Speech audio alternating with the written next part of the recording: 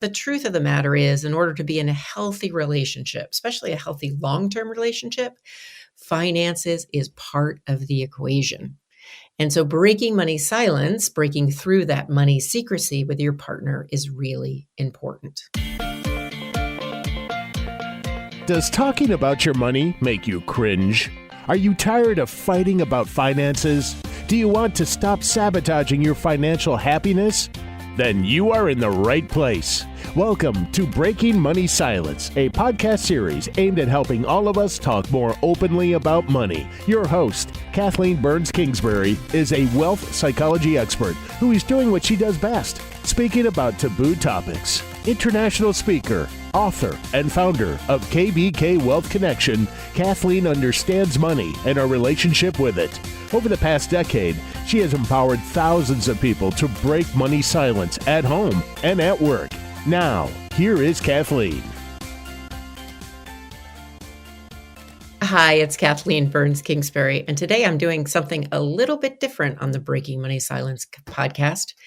Instead of interviewing somebody else, I'm going to just talk to you about my thoughts about breaking money silence as a couple. You have been listening to recent episodes on talking to your honey about money, and we've hit on a variety of angles on the topic. And I thought the best way to finish off this series was to talk to you a little bit about some of the thoughts and some of the work that I do with couples around talking about money and breaking money silence. So it's just going to be a short episode, it's just going to be yours truly, but we're going to have a little fun. So breaking money silence, what is it? Money silence is that uncomfortable feeling that many of us get when we go to talk about money with other people. It isn't just talking about the dollars and cents. Money silence also comes up when we talk about our thoughts and our feelings and our emotions related to money or our relationship with money. And money silence actually leads us to feel more money shame, money secrecy, and to keep secrets from our romantic partners. In fact, one recent study found that 44% of partners said they kept a financial secret from their significant other.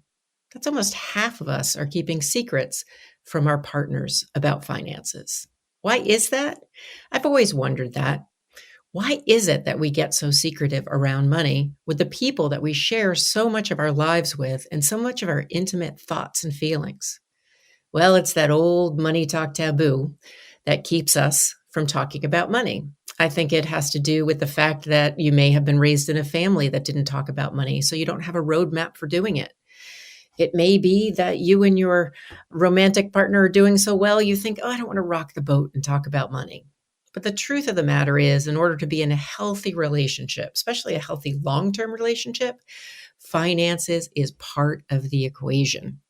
And so breaking money silence, breaking through that money secrecy with your partner is really important.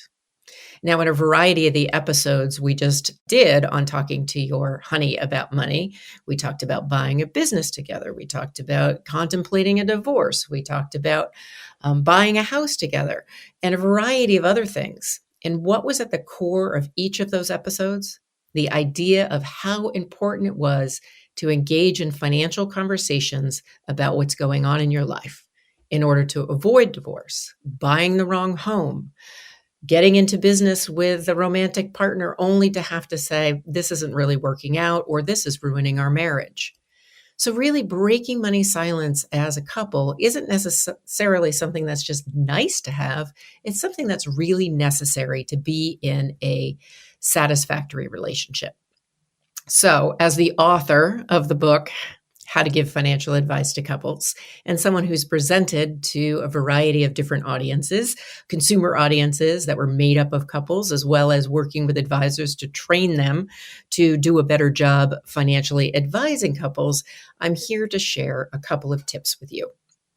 One is know that breaking money silence with your partner is something that is worthwhile. If you think about it, why is it worthwhile? Because couples that actually talk about money and talk about money regularly have increased marital satisfaction.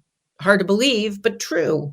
Talking about money isn't just talking about money. It's talking about your your dreams, your values, your goals, what's important to you, what you care about. So talking about money is a lot more than just talking about the numbers or arguing about where money is spent or how you should save more. It's really about talking about your dreams, sharing your thoughts and beliefs with your romantic partner, and being able to think about how can we do this thing called money together. So my first tip is just know it's really worthwhile to make the effort to engage in financial conversations regularly with your partner. Number two, how do you break that money silence? Everybody asks me that all the time. I would say if you don't regularly talk to your partner about money, start by talking about financial successes. Yes, sounds crazy, right? We usually just talk about what's wrong with our partner, what they did wrong, how they spent on the wrong thing, how they did invested in a bum investment. But instead, start the conversation by setting aside 15 or 20 minutes, not a long time, and focus on one small financial success you each have had and how that financial success has impacted you. What did you learn from it? How did you grow from it? What would you like to teach the next generation, whether it's your kids or if you have nieces and nephews or people you mentor, about money based on this financial success? So, for instance, if I was to think about one financial success I would want to share with my husband, Brian, it would be that I figured out how to negotiate and ask for what I'm worth.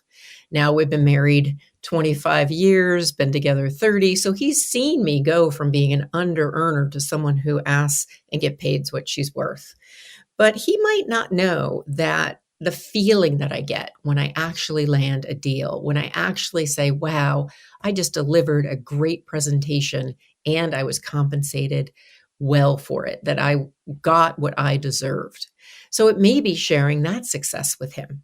For him, it might be sharing the success of going from a working class family to comfortably in a middle class situation, owning a home, being able to live where we live and having the toys that we have. His financial success might be learning to manage money in a way where he didn't repeat the past and he was able to accumulate wealth.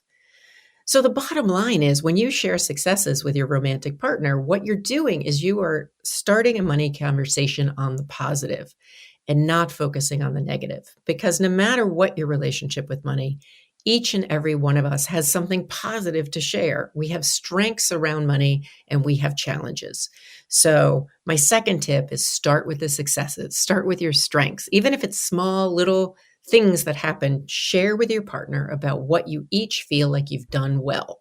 Now, the important part is when your partner shares their success, can't knock them, can't tell them they're not right, can't tell them that's not a big enough success. You have to be quiet and listen, which leads me to my third tip.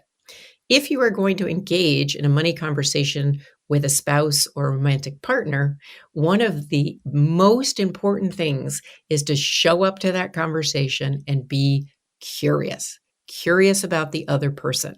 Because when we are curious and we really listen, we ask curious questions, we can't be defensive, we can't start arguing because we're too busy trying to put ourselves in the other person's shoes. And that is really valuable. That makes a okay money conversation turn into a really good money conversation. So my third tip is bring a healthy dose of curiosity to every conversation you have with your partner. So it's important to have the conversations, that it is starting on sharing successes, and that you want to be curious with your partner and you want to ask questions. I'm going to share 2 more tips, but before I do, I'm going to take a quick break so we can hear a little bit about what I'm up to, and then we'll be back in a minute. Hi, it's Kathleen Burns Kingsbury. I hope you're enjoying this episode of the Breaking Money Silence podcast. I want to take a quick time out to tell you a little bit about financial therapy. Yes, financial therapy. That word keeps showing up in the media more and more, but I've been doing financial therapy for years. And in 2023, I'm going to expand this part of my business. And I wanted you, my podcast listeners, to be the first to know. If you're curious about what is financial therapy, just know that it helps individuals and couples change unhealthy money habits, attitudes that cause them stress, anxiety, and lead them to feel uncomfortable with money. If you have trouble making big decisions, if you find that you're shopping too much, carrying too much debt, worrying about money, even though you shouldn't be worrying about money because there's enough in the bank, it may be time to consider financial therapy. The benefits are numerous and individual, but former clients have told me that they have experienced in a very short period of time a decrease in money-related anxiety and stress. They have less conflict about money in their relationships, and they engage in more productive money conversations. The advisors that refer clients to me say, finally, my clients can make the changes in their financial behaviors in order to save for their future. So if this sounds appealing to you and you want to know a little bit more, I have a special offer. I'm offering a free 30-minute consultation to anyone who's interested in learning more about financial therapy. You can email me at kbk@breakingmoneysilence.com, or you can go to the show notes, click on the schedule link, and set something up via my automatic calendar. If you're listening to this not on my website and you find that I don't want to do that, I would rather just reach out to you directly. Feel free to use my private email at kbk@breakingmoneysilence.com and shoot me an email letting me know you'd like to take advantage of this time-limited offer. So my hope is we'll chat about financial therapy soon. And now it's time to get back to our regular programming. Hi, this is Kathleen Burns Kingsbury, and I am doing a podcast episode with just me, yours truly. I'm shaking it up a little bit. We're talking about breaking money silence as a couple, and I'm offering you 5 tips on how to begin the conversation. We've already covered that it's important to have the money conversation, so stay committed to having it. That it's important to start with successes. Share your success with your partner about what you have done well around finance. Ask your partner what they have done well around finance, and then just listen to each other. And our third tip before the break was show up to the conversation with a healthy dose of curiosity. Because curiosity makes us put ourselves in the other person's shoes and allows us to not get defensive or spend a lot of time trying to figure out how to prove our point and how to be right, but gets us in the right mindset. So what are my last 2 tips? The last 2 tips are these. Tip 4. Tip 4 is when you have a money conversation with your partner, you need to keep in mind that you need to keep it short, you need to keep it brief, and you need to keep it positive. That doesn't mean that there aren't going to be conversations you have that feel uncomfortable, or maybe there's some negative feelings. But what I want you to do is when you're starting on this journey or continuing on this journey of talking to your partner about money is to make sure that you're setting yourself up for success. So setting a short time limit and making sure you give yourself a reward for that conversation is really important. So when I say short time limit, what am I talking about? 15 minutes is enough. 30 minutes. Do not go over an hour. I think it's really, really important to have a successful money conversation with your spouse or your partner and have a short one, then have a long one, even if it's successful, because everybody gets tired. It's a lot, especially if you're not used to talking about money. So keep it short. You may even set a timer. You may even say, okay, we're going to have a 30-minute conversation, and whatever we don't finish, we're going to bring to the next meeting. Because to change our behaviors, to break money silence, to be successful in doing that, we need a series of small successes to build on. And it also can take the pressure off. If you know it's going to be 15 or 30 minutes, you think, you know what, I can do this. I can listen. I can be curious. I can share a little bit. And I know it's going to be over in 15 to 30 minutes. And that can really take the pressure off. So my last tip, I kind of alluded to it already, but my last tip is once you have a money conversation with your partner, it is vital that you give yourself a reward. This does not mean that you give yourself some big lavish financial reward. It means that you reward yourself in your partnership. So the reward may be that after having the 15-minute money conversation, you take a walk together. You don't talk about money. You just enjoy the great outdoors. Or it may be that you go down the corner store and you buy yourself an ice cream and enjoy an ice cream together. So it's a little expense, not a big expense, but it's a way of celebrating.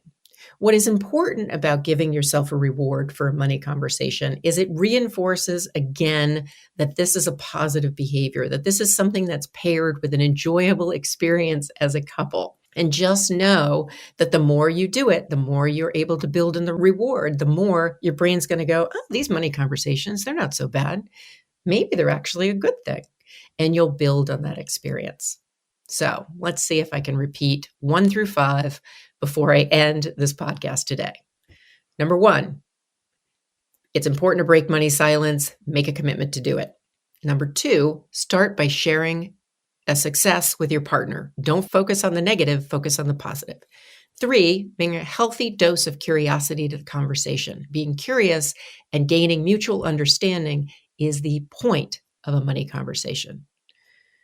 Number 4, it is important to set a time limit. Keep it short and doable. Individual small successes add up to positive behavioral change. And before you know it, you'll be breaking money silence with your partner more often without even having to set an appointment. And lastly, give yourself a reward. You want to pair this behavior of talking about money with something that's positive in your life. And you and your partner can figure out what that thing would be that would be satisfying, that wouldn't cost too much, that would allow you to celebrate, hey, we broke money silence. Good for us. We're going to do something fun. For my husband and I, it may be Saturday. We have a conversation about money for 15, 20 minutes, and then we go mountain biking in the winter. Sounds crazy, but for us, that is a reward. So those were the tips that I offered today. I hope they were useful, whether it's you're using them in your own relationship, whether they're reminding you of something if you're already good at talking about money with your partner, or if you're a financial advisor and somebody who is helping couples break money silence. I just want to end by saying, if you find this hard or challenging, or you've tried these tips and you say, you know what, it's just not working. We keep butting heads as a couple. Just know that there is help out there. If you have the right financial advisor, the financial advisor who is focused not only on the technical side of finance, but the human side of finance and is holistic, you may want to talk to him or her about the challenge you have as a couple talking about money. Or you can take a different route and you can consider financial therapy. I offer financial therapy to individuals and couples around engaging in productive money conversations. So if you're interested in financial therapy and you want to know more, feel free to shoot me an email at kvk@breakingmoneysilence.com. Just put the subject line, what is financial therapy? I'm interested, heard about financial therapy on the podcast, something like that, and let me know that you're interested in learning more. I'm more than happy to set up a 30-minute free consultation to talk to you about what financial therapy is and if it would be useful for you or your partner. And with that said, this ends our series on talking about money with your honey. I hope you have enjoyed it. I look forward to taking a little break in podcasting and then coming back with a whole new series this spring to help you continue to break money silence with those in your life. This is Kathleen Burns Kingsbury saying, thanks for breaking money silence with me. If you liked this podcast, do me a favor. Go to your favorite podcast app, give us a 5-star rating, and write a review. That actually really helps people like you find the podcast and helps everybody break money silence. Thank you very much for listening, and until next time. Thank you for listening to Breaking Money Silence, hosted by Kathleen Burns Kingsbury, a wealth psychology expert, author, and founder of KBK Wealth Connection. If you like what you heard today, be sure to subscribe on iTunes or your favorite podcast app and leave a review. Also, share this episode with your friends and family. It is a great way to get the conversation started. For more money talk tips and information, or to hire Kathleen to speak at your next event, go to www.breakingmoneysilence.com.